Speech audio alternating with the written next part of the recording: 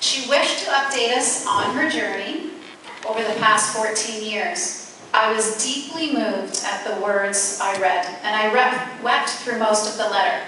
And I'm going to share just a few lines of the letter with you now. She says, I came to Rehoboth home with 2 bags and 1 broken heart. The support and love I received helped to heal me. I left stronger and wiser. I left with humility and compassion. I left a home, not a building or an institution. And I am writing to thank you for your part in saving me. And then she went on to talk about a very low time in her life. And then she said, it was as though suddenly all the love I'd ever been given rose up to hold me, just to hold me. The point is, I think sometimes you help people in ways they don't necessarily realize at the time. If I hadn't been at Rehoboth receiving love, support, and encouragement, I'm not sure where I would be. You helped me to bring my son into this world and feel good about that decision. I've never regretted it a day in my life, and I wanted you to know that whenever I do think of those days, I remember your home with only love and gratitude. You see, at Fresh Start, we often become frustrated by the lack of growth or positive change that we witness in the lives of the women we serve. And sometimes we forget that this isn't a harvest ministry. We don't often see the long-term results of the work we do, but rather it's a seed sowing ministry. We are often the first ones to offer tools, encouragement, positive words, and faith. When we focus only on the end results and not the process, we become very, very frustrated. The words in Arwen's letter made me weep. I understood that while we don't often see the results of the tiny seeds of love or encouragement that are planted into the lives of women and children we serve, there is a change. In fact, we often hear that their lives go on to be very painful for years and years after they leave us. But this letter renewed our hope that even though our work often appears to fall on deaf ears, we do not know how it all may rise up to greet a mom or a child years later. We may never see the harvest from the seed that was planted, but that does not mean the seed was not planted. It may sprout immediately, or it may take a long, long time. God will make it grow in His time. It's not about us. It doesn't matter who does the planting or who does the watering, but only that God makes the seed grow into something beautiful in His time. And I am so thankful tonight to be sharing the stage with Arwen and the others that we saw that have nurtured the seeds within them. Coming to us tonight, all the way from Ottawa, may I introduce Arwen Faulkner. Thank you. Okay, I've never talked into a microphone before, so I'm not, if you can't hear me at the back, just wave and I'll speak up. And I may not be able to get through my speech without crying, so if I get choked up, please just bear with me. I just want to first thank you all for having me. It's a real privilege and honor to be able to be up here sharing my story. If anyone had told me 10 years ago that I'd be standing before all of you now, I'm not sure I'd have believed them. And yet I've known in my heart for a very long time that this is exactly what I want to be doing. I've always known I had things to say and stories to share, but it took me a very long time to believe that anybody might actually want to listen. In the past year, I've begun to find my voice and, more importantly, to use it. Countless others have inspired me along the way. Strong, brave warriors who fearlessly write, share, and speak the truth of their experiences, such as Cheryl Strayed, Glennon Doyle Melton, Elizabeth Berg, and Augustine Burroughs, to name but a few. And gentle, loving earth angels who've touched my life with random acts or words of kindness. 12 years ago, I was a resident of Fresh Start Maternity Supports, which then was Rehoboth Home. And tonight, I'm here to speak about my journey and hopefully to inspire others. And that's pretty unbelievable. It is truly an honor to be here this evening, but please understand, I'm just a work in progress. My life is not perfect, simple, or easy, and it isn't always beautiful, not by any stretch of the imagination. It's hard and messy and difficult most of the time, and I'm not here to pretend I've got any answers or any profound wisdom to offer. I'm simply here to share a little of my story in the hopes that it will remind you why the work done by Fresh Start is so important. If nothing else, perhaps some of you will walk away from the event tonight feeling reassured that your work does matter, and that what you do every day has meaning, even when it's not always obvious, because it does. On the drive here this afternoon, I noticed some wild daffodils growing in a tall patch of grass just to the side of the road, and I felt the strangest urge to ask my aunt to stop the car and pull over. I love flowers, all kinds of flowers, any kind of lily, tulips, carnations, petunias, hyacinth, lilacs, lavender, lady slippers, and even dandelions. Especially dandelions, because as we all know, dandelions are magical. Their sunny faces are the first sign of spring, leading the way to warmer days ahead, which is inarguably miraculous. And extremely diverse, they can be used to make colorful chains, hair decorations, or even to play games. Mama had a baby and her head popped off. It's still a riot to kids today. The real magic of the dandelion comes in late summer to early fall, when their bright yellow manes quietly change into a soft white fur, only to transform again days later into shimmering, delicate puffballs capable of granting wishes. My children literally call them wishes, and you can see my children up there. The oldest is the one in the green shirt, and he was named Avocado when I stayed at Rehoboth. So that's Mackenzie. He's all grown up and about to turn 12. Anyway, they call them wishes. And they love to pull the weeds right out of the ground, pucker up and blow, until every last seed has been released from the stem and sent spiraling on the wind, over our upturned heads, across the dusty street, under a broken fence, far and away. Sometimes we watch them land. More often than not, those tiny seeds scatter and disperse, and we never actually get to see what becomes of them. Some take root, I'm pretty sure, on the lawn next door, to my neighbor's dismay. Others may travel for days before settling into the soil to be reborn, and it's also quite possible that others never manage to take root at all. I've never really thought about that much until recently. Seeds. Sowing the seeds. A wonderful theme for the banquet tonight, and so fitting, because we're all gardeners in our own way, aren't we? Every day, we sow seeds of love or fear, and we scatter those seeds without much thought, planting them within strangers, friends, neighbors and family, our children, husbands, brothers, sisters, and wives. We even plant them deep within our own souls. Like I said, we're all gardeners in our own way. The thing is, some of us make a conscious decision to sow seeds of love and spend so much time, take so much care to nurture these baby seeds, they become part of us. We work tirelessly, digging into the hard ground, fishing out sharp, edgy rocks, and carefully nestling our seeds with love into the fertile soil. Because we know what seedlings require, don't we? Water, sunlight, love. As gardeners, we innately understand what they need in order to grow into something beautiful, and so we give it unconditionally. But inevitably, there are times when we grow impatient, because we're not seeing the fruits of our labor. We begin to wonder if maybe all that effort was in vain. But I think it's important to remember something. We're human gardeners. It's not our job to breathe life into a seed. No matter how much we may want that little seedling to sprout, it's just not within our power. We can nurture, water and feed it, shower it with sunshine and love, but there are no guarantees. Nature works in mysterious ways. Growth can't be forced. A seed that is meant to grow will grow in its own time, in its own way. Nothing we can do to change that.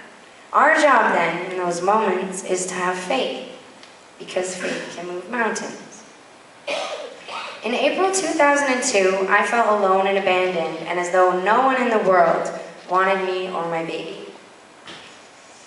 I was 25 years old, pregnant and newly engaged to an Englishman who was touring a circus in Denmark at the time. And because I'd been working on board cruise ships and traveling for more than a year, I was homeless, penniless, and unemployed. My relationship with my mom had grown strained, so we weren't speaking, and most of my relatives had spouses as well as small children, so turning up on someone's doorstep to take up space and valuable resources just wasn't an option. Enter Rehoboth Home, now Fresh Start Maternity Supports, where I met, they're not here, but Jackie Hughes, Esther Wiley, Judy Davies, followed by the others. Routine and structure felt restricting and comforting in equal measure. Sometimes I wanted desperately to be left alone, and other times the knowledge that someone was available if I needed to talk was enough to dull the heartache for a while. The chores drove me crazy, I remember that, but the simplest group activities kept me sane, like the drives we took to the beach for ice cream or quilting at that big old dining room table. To this day, I've never seen a larger, more vibrant spider plant than the one hanging in that dining room window. I think there's a reason for that. Around that table, I got my first taste of true sisterhood. God was with us while we sat around that table, eating, praying, and doing arts and crafts, as we quietly rubbed our burgeoning bellies and worried about our ability to care for this tiny child growing inside of us every day. God was everywhere and everything, in the diligent hands of the women who selflessly gave their time, care, and energy to each one of us, in the kind words we heard, the patient and gentle way we were treated, despite our own anger and frustration, in the hearts of the prayer circle members who prayed for us, young women they didn't even know. God was in the smiles of each volunteer. Those who took us out once a week so we could feel normal, and at least for a few hours, free and unencumbered. Those who came to the house and taught us to paint, or sew, or sculpt with clay. Those who made us sing or pray, even when we didn't think we wanted to. Around that dining room table, we were in a sacred space, and God was there. I'd like to say that after I left, my life improved drastically. I wish I could stand up here and tell you about all the wonderful things that happened right after I left Rehoboth, but it didn't happen like that. God had other plans for me. I still had a lot of growing up to do and a destiny to fulfill. However, I don't believe that the fact I had further to fall detracts in any way from the love and support I received along the way. The seeds had been planted. It just wasn't time, and as Lori said earlier, to everything there is a season and a time to every purpose under heaven. Time is a funny, magical thing. When I was a kid, I made a list that read, what I want to do when I grow up. Get married, have babies, work on the Love Boat, because I wanted to be Julie McCoy so bad. I wanted to swim with dolphins and be a writer. Over time, I've achieved every one of those dreams. But as I grow and evolve, discover more about myself and the world, my dreams evolve too. New seeds are planted, lists change, necessary adjustments are made, and as I reach the old goals, new ones appear, just out of reach. I wanted to be on Oprah until Oprah retired.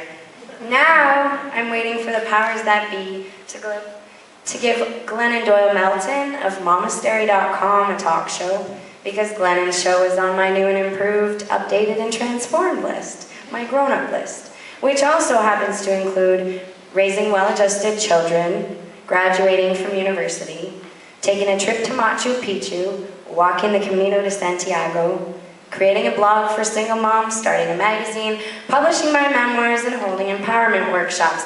I have pretty big dreams. Plans, I often call them now. But not so big that I fear I'll never make them manifest, at least not anymore, large enough to keep me feeling alive, inspired, and empowered. A far cry from where I came from. My life has included childhood sexual abuse, adolescent date rape, and domestic violence. I spent a long time punishing myself in various ways and refusing to accept love from others because I just didn't feel lovable. I accepted instead all the things that love's not. Hurt, pain, fear, shame, blame, guilt, doubt, accusations, violence, aggression, domination, and control.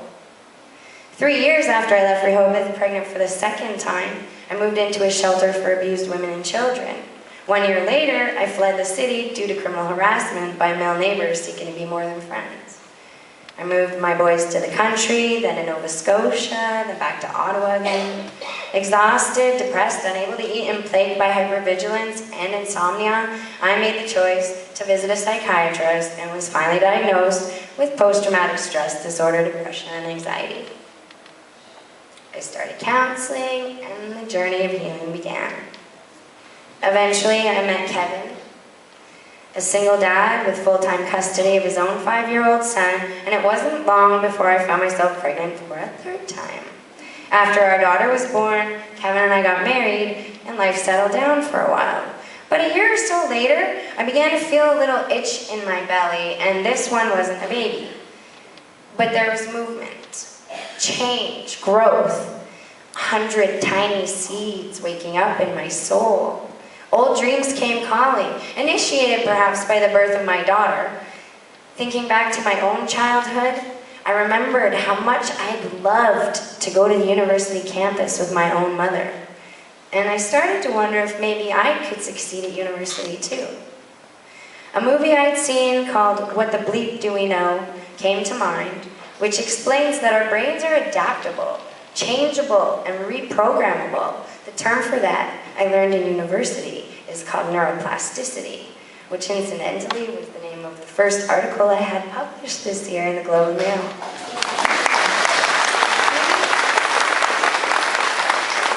I thought of Robert Frost's poem, The Road Less Traveled, and an idea began to dawn. Maybe I could change my life by changing my brain. Perhaps if I stopped running in the same circles in my mind, the old pathways would simply fade away. I wasn't certain. All I had was this sense that if I just tried, everything would come together like magic.